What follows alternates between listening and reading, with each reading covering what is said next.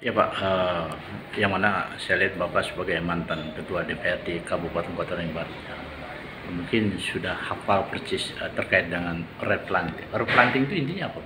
Ya, replanting itu kan sebuah pergantian ya, pergantian dari kalau di dalam perkebunan kelapa sawit, tanaman kelapa sawit yang sudah mempunyai cukup umur dan sudah tidak efisien lagi dari sisi biaya dan hasil, apabila dipersandingkan kemudian dia ditanam ulang. Jadi ini adalah replanting, penanaman baru dari bekas lahan perkebunan kelapa sawit yang lama. Nah, kita kan Kota Rimba ini kan mempunyai anggaran tuh Bang, yang mana anggaran itu dalam 5 tahun yang disampaikan oleh Bu Kris, Kepala Dinas Pertanian Kobar, ya mencapai 47, sekian miliar gitu. Nah, sampai sejauh mana tanggapan Bapak menyikapi? Ya, di negara kita ada namanya BPDPKS, Badan Pengelola Dana Perkebunan Kelapa Sawit. Badan ini adalah yang menampung dana-dana yang berkaitan dengan hasil kelapa sawit, yang kemudian akan dikembalikan kepada petani sawit yang seperti yang tadi saya disampaikan oleh Topik, yaitu sudah masuk dalam tahap-tahap replanting atau penanaman baru atas kebun yang lama, sehingga masyarakat dengan BPDKS ini ada keterkaitan hasil kelapa sawitnya, ada pungutan dana, kemudian itu dihimpun oleh badan tersebut dan nanti kembali kepada petani pekebun sawit tersebut. Nah, artinya kelompok tanikah yang melakukan replanting itu atau perusahaan perkebunan? Ya, tentunya BPDKS ini dibentuk untuk melindungi masyarakat, melindungi petani. Jadi kalau perkebunan itu jelas, ini oriented profit.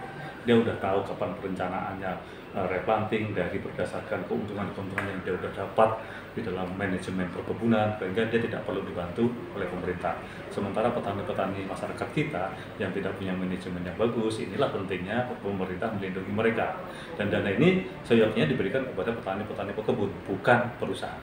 Oh, jadi artinya dalam bantuan pemerintah daerah melewati dinas pertanian itu kelompok-kelompok gitu ya? Ya, artinya petani yang untuk mempermudah terlibat dalam kelompok-kelompok petani yang ada di masyarakat. Jadi ini untuk mempermudah saja, jadi tidak orang per orang. Tapi apakah ini dibantu secara cuma-cuma dengan menggunakan anggaran tadi atau bagaimana Bang kalau menurut Anda? Sebenarnya ini bukan dibantu ya, artinya dana itu dihimpun dari petani pekebun juga oleh BPDKS. Pada saat kemudian petani membutuhkan dana replanting, ini dikembalikan kepada BPDKS atau kepada pemerintah, kepada masyarakat. Artinya yang berhak mendapatkan ini adalah petani-petani pekebun yang memang sudah berkontribusi terhadap dana yang dikelola BPDKS. Selain itu mungkin ada subsidi dari pemerintah. Oh, jadi anggaran ini anggaran subsidi dari pemerintah maupun dari perusahaan perkebunan itu sendiri? Bukan. Ini dana ini dihimpun dari petani-petani masyarakat yang mempunyai kebun dan juga ada dari perusahaan dan atau dari lembaga-lembaga yang berkaitan dengan perkebunan kelapa sawit. Dan ini digunakan untuk memberikan bantuan kepada masyarakat kecil yang notabene dia bukan perusahaan, yang dia kelola sendiri. Kemudian pada saat umur kelapa sawit sudah tidak produktif lagi, maka diperlukan replanting dan dana ini dikembalikan lagi kepada masyarakat. Pentingnya pengelolaan terhadap negara ini untuk menjamin keterlanjutan dan keberlanjutan petani pekebun tersebut. Oh, ini dibahas nggak di dalam anggaran satu DPR itu kalau dalam arti subsidi kepada masyarakat itu?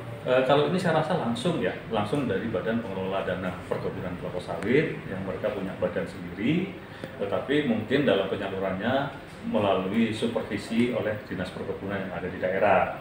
Karena bagaimanapun data-data pekebun itu tentunya ada di leading sektornya di dinas perkebunan.